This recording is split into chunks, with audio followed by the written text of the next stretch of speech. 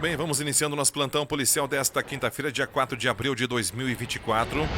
As informações da área da segurança pública que você também confere lá no canal do YouTube, no Márcio Giruá. Aproveita e faça sua inscrição, é de graça, não custa nada. E você sempre fica bem informado de tudo que acontece em Giruá e também na nossa região. As informações na área da segurança pública, inclusive, teve ação da Brigada Militar aqui em Giruá. Daqui a pouquinho, então, você vai ficar sabendo esta informação no nosso plantão policial. Ontem à tarde, então, ação da Brigada Militar aqui no município de Giruá. Primeiro vamos trazendo outras informações do nosso plantão policial. 2 pessoas foram indiciadas por sequestro e morte aí de um santo-angelense que foi encontrado no interior aqui no município de Giruá. Pois é, 2 homens, 2 jovens, né? Um de 23 e outro de 46 foram indiciados pela morte de Emerson Santos dos Reis, 32 anos, ocorrido em fevereiro em Santo Ângelo. O autônomo, que fazia negócios com compra e venda de carros, foi sequestrado quando chegava da academia e encontrado morto 5 dias depois em uma lavoura de soja em Giruá, aqui no Rincão Comandaí. Segundo a Polícia Civil, os investigados foram indiciados por extorsão mediante restrição da liberdade de vítima, com resultado morte e ocultação de cadáver. Os 2 já estão presos, sendo um na penitenciária modulada de Ijuí. O inquérito foi remetido ao Ministério Público na última semana. O autor confesso do crime. O acusado de 23 anos é apontado como executor do assassinato de Emerson. Durante a investigação, ele foi preso de forma temporária e agora a prisão foi convertida para preventiva.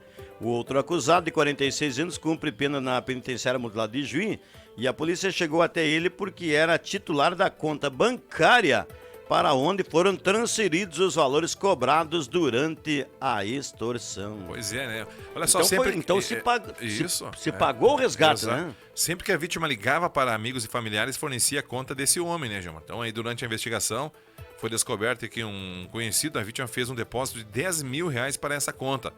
Também foram realizadas diversas tentativas de transferência das contas da vítima para desse apenado, disse o delegado Rafael dos Santos, responsável pelo caso. Apesar da conclusão do inquérito, as investigações ainda não chegaram ao fim, uma vez que o crime teve participação de 4 pessoas e um dos suspeitos ainda não foi identificado. O delegado ainda falou que temos algumas medidas pendentes com relação à perícia papiloscópia, que é uma análise de impressões digitais e também de telefones celulares, bem como uma medida cautelar que foi solicitada para o Poder Judiciário, que também está pendente, pontuou então o delegado. Outro envolvido, outro jovem de 24 anos, foi morto dias depois do sequestro em um local conflagrado pelo tráfico de drogas em Alvorada, na região metropolitana.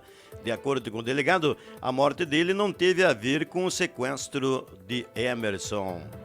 Conforme apurado, esse homem é a pessoa que planejou o crime e que entrou em contato com o apenado de Ijuí para a execução. Logo, também seria indicado pela morte da vítima, destaca o delegado. Pois é, a investigação concluiu ainda que o objetivo do sequestro da vítima foi por questões financeiras e patrimoniais. A polícia identificou que, além de atuar de modo autônomo na compra e venda de veículos, Emerson também praticava agiotagem, ou seja, empréstimos a juro, o que contribuiu para que se tornasse alvo dos criminosos. A vítima costumava se expor bastante nas redes sociais. Esse é mais um motivo que levou ele a se tornar um alvo, porque como agiota ele tinha que ter um determinado valor para poder fazer esses empréstimos, disse o representante da polícia. Por causa do estado avançado de decomposição, a perícia não conseguiu apontar a causa da morte. Porém, o autor, o confessor do crime, afirmou que baleou a vítima depois que Emerson tentou tomar a arma dos sequestradores. Além disso, o homem não permaneceu em cativeiro, disse o delegado. Ele, Emerson, foi sequestrado às 22 horas e ficou sob o poder dos criminosos até a manhã do dia seguinte, rodando pelas rodovias até chegarem à área rural da divisa de Santo Ângelo e Giruá, onde abandonaram o carro. Apuramos que a vítima morreu entre 6 e 7 horas da manhã desse dia, afirmou o delegado. Então tá aí, ainda continua, né? Continuam as investigações desse caso. Vamos para mais informação. no nosso plantão policial de hoje.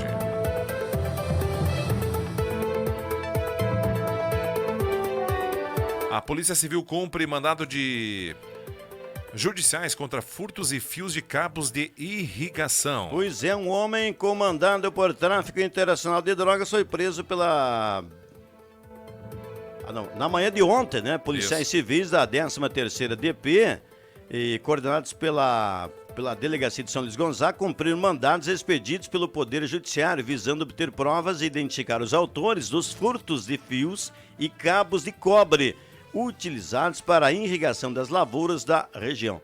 Crimes que vêm assolando os produtores rurais nos últimos meses. Durante as buscas foram apreendidos objetos na posse dos suspeitos para confrontação com elementos de prova colhidos em diligência nas cenas do crime logo após os delitos. Os furtos desse tipo de material têm causado enormes transtornos aos agricultores, já que, além do alto valor despendido para repor os materiais subtraídos, restam ainda, né, Gilmar, os danos causados e prejuízos decorrentes do tempo em que as culturas ficam sem irrigação, o que vai diminuindo aí a produtividade, causando prejuízo também à sociedade. Razão disso, a polícia vem realizando esforços para prender, além dos autores dos furtos, os receptadores, é isso aí, ou seja, os criminosos que compram o cobre obtido de maneira ilícita, os quais, assim como os autores, incorrem em penas que somados podem ultrapassar 10 anos de prisão. Nesse sentido, aí, o delegado Leandro Santos, ele que é o secretário de Segurança do Estado, ele solicita aos agricultores que, porventura, sejam vítimas desse tipo de crime, que imediatamente isolem o local do crime para não prejudicar o trabalho da perícia e entrem em contato com o policial, a polícia, né? A fim de receber, inclusive, as primeiras orientações de como proceder e quando a comunicação da ocorrência às autoridades. É importante sempre informar, mas já fizeram, eu não vou comunicar. Tem que comunicar sempre, claro, né, Gilmar? Sempre tem que comunicar. Vamos para outra informação do nosso plantão policial. Aqui da 98.7 FM, olha só, pai esfaqueia o filho em legítima defesa aqui na região noroeste. Pois é, a Brigada Militar de Espumoso foi chamada no bairro Arroio, na parte da tarde de ontem, para atender a ocorrência de tentativa de homicídio, onde o autor seria pai da vítima. O autor feriu seu filho e, segundo as informações, em legítima defesa. O homem utilizou uma faca de aproximadamente 20 centímetros e feriu o filho no tórax, próximo ao coração. A arma foi apreendida. Segundo a ocorrência, a vítima foi socorrida antes da chegada da guarnição da Brigada Militar, que realizou buscas pelo autor e o localizou em sua residência. Ele não ofereceu resistência, foi preso em flagrante e conduzido para a Delegacia de Polícia de Espumoso para os trâmites legais. Que coisa, gente. A vítima está internada no Hospital Notre Dame de São Sebastião, em estado estável, e segue em observação. Pois é, na notícia não vem aqui do porquê que esse homem, do porquê que o pai fez isso pro próprio filho, se foi o filho que estava fazendo algo, né? Diz que foi em legítima defesa. Pois é, então, o motivo vai ser investigado, né? Mas então dá a entender que a vítima, no caso, fez uma ação, né? Que o pai fez uma reação e aí acabou pegando essa faca e fazendo isso aí. Que barbaridade. E agora vai ser responsabilizado. Que coisa, hein? Vamos para outra informação no plantão policial de hoje. Mercado é roubado em tentativa de assalto a um banco em Capão do Cipó. Pois é, o mercado e a agência do Banco Banrisul foram alvos ontem no município de Capão do Cipó. Os fatos movimentaram as forças de segurança do município e também das cidades próximas. O primeiro chamado aconteceu por volta das 4 horas da madrugada. No atendimento da ocorrência, os policiais encontraram barricadas feitas de pneus incendiados, dificultando a passagem. A ação dos criminosos foi rápida, com menos de 5 minutos. No mercado, portas de vidro foram quebradas e um valor não informado foi levado. A polícia suspeita que 5 criminosos agiram nos assaltos. Eles estavam num Vectra preto. Eles estavam armados com pistolas, revólveres e uma espingarda calibre 12. Não houve confronto e as polícias seguem atuando na busca pelos criminosos. Fazia tempo que a gente não informava, né, Gilmar? Essa questão de tentativa de roubo a banco. Agora, voltando, Capão do Cipó, que é um município bem pequeno, né? Perto de Joia, por ali, né? É, e um município bastante de porte pequeno, né? bem, vamos para outra informação do nosso plantão policial aqui da 98.7 FM. Mulher é presa por estupro de vulnerável no município de Cruz Alta. Pois é, a Polícia Civil, através da Delegacia de Polícia, prendeu na tarde de ontem uma mulher de 40 anos de idade, contra a qual havia mandado de prisão definitiva expedido pela comarca de Panambi pelo crime de estupro de vulnerável. Após a prisão, a mulher foi encaminhada ao presídio estadual de Cruz Alta. Vamos para outra informação, olha só, homem invadiu casa de ex e Brigada Militar foi chamada para intervir. Pois é, esse fato aconteceu na noite de ontem, na quarta-feira, dia do sofá, e aí o ex, no mínimo, pensando que era quarta-feira, dia do sofá, resolveu invadir a casa da ex. Esse fato aconteceu no município de Juí. A Brigada Militar prendeu um homem por descumprimento de medida protetiva de urgência. Após ser acionada via 190, a guarnição da patrulha Maria da Penha se deslocou até o bairro Alvorada, onde um homem que estava dentro da residência da vítima não acatou a ordem dos policiais, empreendeu fuga, resistiu à prisão e teve que ser contido pela força de segurança. Ele foi identificado como natural de Ijuí e possuidor de vários antecedentes policiais, tais como tentativa de homicídio, lesão corporal e tráfico de entorpecentes, entre outros. Diante dos fatos, foi dado voz de prisão ao elemento, sendo encaminhado à Delegacia de Polícia para a lavatura do flagrante. Infelizmente, já que ele foi preso, ele não conseguiu ficar numa boa no sofá na quarta-feira na casa da ex. Olha só, mãe e padrasto são presos por suspeita de matar menino no Rio Grande do Sul, hein, Gilmar? Esse crime ocorreu em 2008 e foi descoberto 14 anos depois. Que barbaridade! O crime ocorrido há 16 anos mobilizou a polícia do Rio Grande do Sul. Uma mãe e o padrasto foram presos temporariamente pela suspeita da morte do filho dela, um menino de 4 aninhos, fato que aconteceu no ano de 2008. O caso não havia sido relatado às autoridades até 2022, quando começaram as investigações de um suposto desaparecimento.